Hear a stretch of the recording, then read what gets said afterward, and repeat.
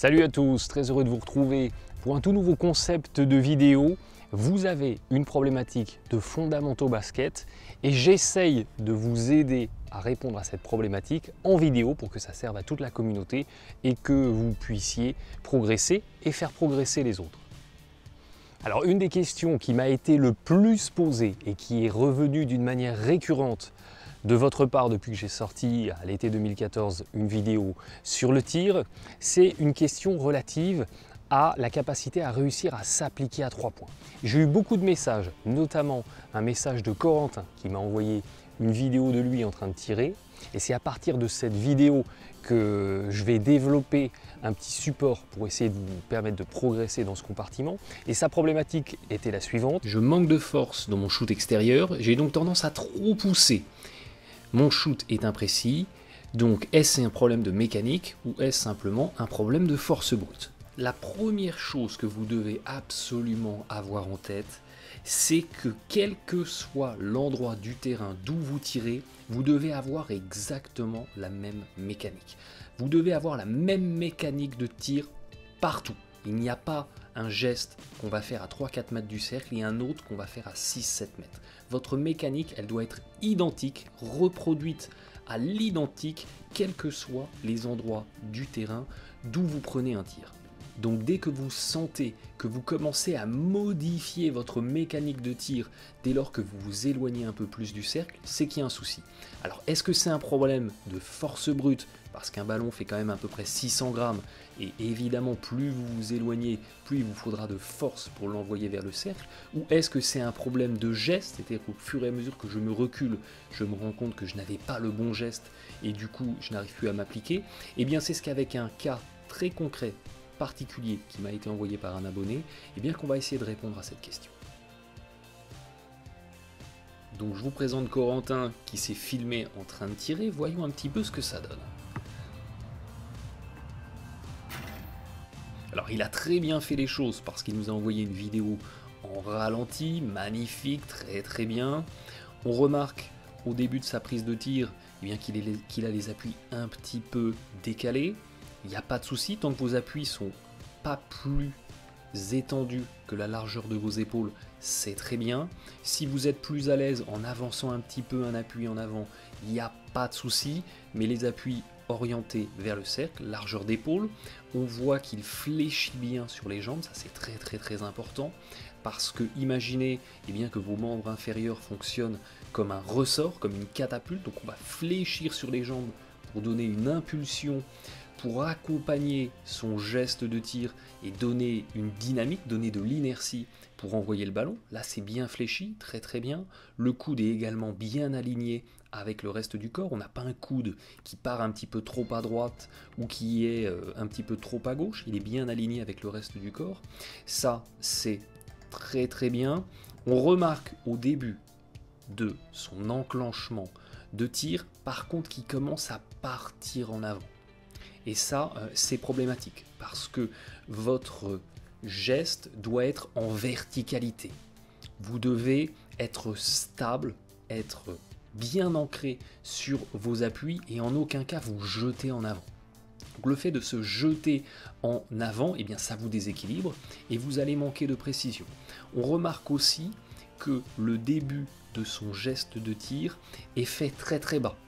Forcez-vous à avoir le ballon au-dessus de la tête, la pliure du coude au niveau des yeux, parce que dites-vous, s'il y a un défenseur qui revient sur vous, même s'il part de très loin, si vous avez un tir qui commence ici, eh bien vous serez très facile à contrer, alors que si vous avez le ballon au-dessus de la tête, eh bien vous allez avoir une balle qui part de plus haut et qui donc est plus difficile à gêner. Et puis troisième chose qui va être embêtante, c'est que dans le début de son geste de tir, eh bien, vous voyez que Corentin, il a le ballon devant les yeux. Donc en fait, il ne voit pas le cercle. Le ballon masque sa visibilité et ça, c'est un problème parce que pendant une petite fraction de seconde, vous n'allez plus voir ce qui se passe autour de vous. Donc vous voyez que le tir, eh bien, il part de très très bas. Le coude devrait être un petit peu plus haut. Là, on se rend vraiment compte eh bien, que Corentin, vous voyez, il n'est pas en verticalité. Il est en train de partir vers l'avant. Donc ça le déstabilise. Et évidemment, ça va nuire à la précision de son tir. Le fouetté du poignet est pas mal. Le fouetté du poignet est pas mal. La main faible, effectivement, est pas mal aussi. Alors, on a juste un pouce, vous voyez, on a juste un pouce qui n'est pas aligné avec les autres doigts de la main faible, ici la main gauche.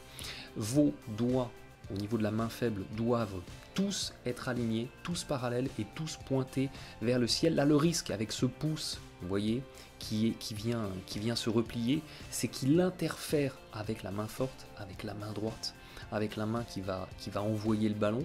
Le risque, c'est que ce pouce interfère avec cette main-là et vienne dévier la balle. Donc ce pouce, on va le retendre et le mettre parallèle avec les autres doigts.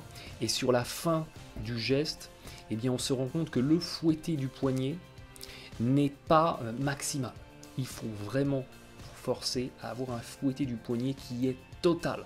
On va chercher à se casser au maximum le poignet parce que c'est le poignet qui donne la dernière impulsion et qui va donner la précision. Là en fait on a un geste qui n'a pas été assez fait avec le poignet, donc on a été tiré un petit peu comme un lanceur de poids. On est allé propulser le ballon en le poussant avec la paume et pas assez avec les doigts, pas assez avec le poignet, et forcément on va aller perdre en précision en ayant cette mécanique plutôt avec la paume que plutôt avec les doigts.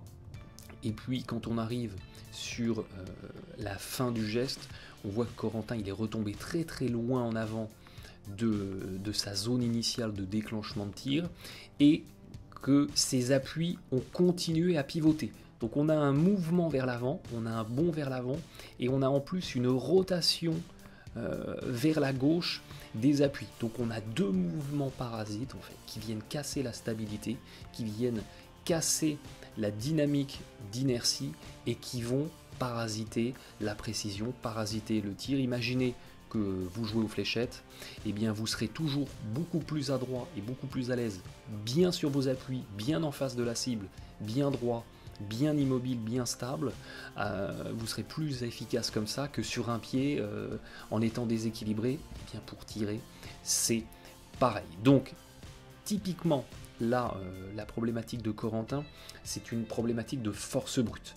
On se rend compte que pour envoyer le ballon au-delà de la ligne à 3 points, Corentin, il va manquer de force. Et ce manque de force l'oblige à se jeter en avant et à propulser le ballon un petit peu comme un lanceur de poids et pas comme un tireur au basket qui va utiliser son poignet. Et du coup, eh bien, il n'a plus de précision, plus d'efficacité et il ne met pas ses tirs. Alors vous allez me dire, ok Blight, j'ai exactement le même problème que Corentin, je manque de force brute pour être précis et pour vraiment me concentrer sur ma mécanique de tir, qu'est-ce que je peux faire? Eh bien, avant même d'imaginer faire du renforcement musculaire, dites-vous que le simple fait de s'entraîner, de tirer et d'enchaîner les répétitions, ça va vous renforcer. Les principaux muscles qui vont être sollicités dans le tir extérieur, ça va être les avant-bras, les biceps, les triceps, un petit peu les épaules, et n'oubliez pas également les membres inférieurs parce que vous allez pousser sur vos jambes. Donc le simple fait bien, de multiplier les tirs, d'enchaîner les répétitions, ça va vous faire vous renforcer musculairement et gagner en tonicité. Donc c'est pas la peine d'aller claquer un abonnement dans une salle de fitness. Vous multipliez les enchaînements, les répétitions et vous allez vous renforcer musculairement. Par contre, attention, c'est pas en allant toutes les semaines tenter 10 tirs sur le playground du coin que vous allez vous renforcer. Là, je vous parle d'y aller tous les jours et tous les jours tenter minimum 300, 400, idéalement faites 500 tirs. 500 tirs, ça représente quoi? Ça représente à peu près 1 heure. Ça représente à peu près 1 heure de shooting. Idéalement, vous allez avec un camarade sur un playground qui a un filet et vous faites des séries de 10, des séries de 15, des séries de 20 et vous changez. Et quand vous en avez tiré 500, il y a à peu près 1 heure qui s'est écoulée, donc si vous êtes de 2 heures, là, eh bien, vous avez fait une bonne séance de tir. Et vous faites ça tous les jours, 6 jours par semaine. Profitez de votre été pour vous renforcer. Et simplement, en multipliant ces répétitions-là, vous allez vous renforcer musculairement et le gain de muscle, de tonicité que vous allez avoir sur ces répétitions, eh bien ça va vous permettre de reculer un petit peu votre zone de confort. Et la clé, elle est là. La clé, elle est là parce qu'il y a une règle contre-intuitive dans le basket, c'est que si vous voulez être un bon tireur à 3 points, il ne faut pas commencer par vouloir tirer à 3 points. Il faut y aller étape par étape et au fur et à mesure, vous élargissez votre zone de confort. Prenons un exemple. Vous êtes très à l'aise à 4 mètres, vous avez une mécanique de tir qui est parfaite, vous ne passez pas de 4 mètres à 7 mètres. Au même titre que si vous êtes un pilote d'avion, vous ne passez pas d'un petit Cessna monomoteur directement à un 380. On y va étape par étape. Donc vous êtes très à l'aise à 4 mètres, et bien vous passez à 4 mètres 50.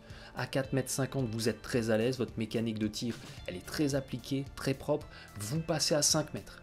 Vous voyez qu'à 5 mètres, vous êtes obligé de vous dénaturer un petit peu, et bien vous revenez à 4 mètres 50. Et vous continuez à 4 mètres 50, 4 mètres 50. Et le jour où vous passez à 5 mètres, et là vous vous rendez compte que vous n'êtes pas obligé de dénaturer votre mécanique de tir, c'est que vous avez acquis la force suffisante, et là vous vous entraînez à 5 mètres. Vous entraînez, et après vous passez à 5 mètres 50, etc., etc. Et on y va au fur et à mesure, palier par palier, étape par étape, on élargit votre zone de confort.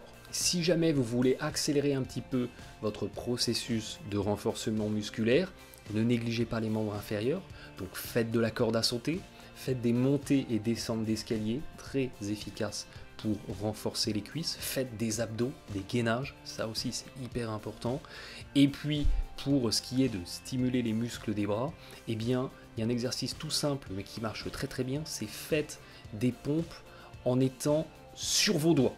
On ne pose pas la paume, on est sur les doigts, ça va renforcer les doigts, ça va renforcer le poignet, ça va renforcer les avant-bras et ça va renforcer les triceps. Bref, tous les muscles qui sont utiles dans le déclenchement et dans la sollicitation musculaire d'un tir au basket. Comme toujours, de l'effort, on multiplie les entraînements, on multiplie les répétitions, prenez le temps de vous appliquer, filmez-vous pour regarder a posteriori ce que vous avez bien fait, ce que vous avez mal fait. Il n'y a rien de plus explicite que de se voir, et n'oubliez jamais ce dicton, les équipes se font de septembre à avril, les joueurs se font de mai à août. Profitez de votre été pour travailler vos fondamentaux individuels et revenir plus fort à la reprise.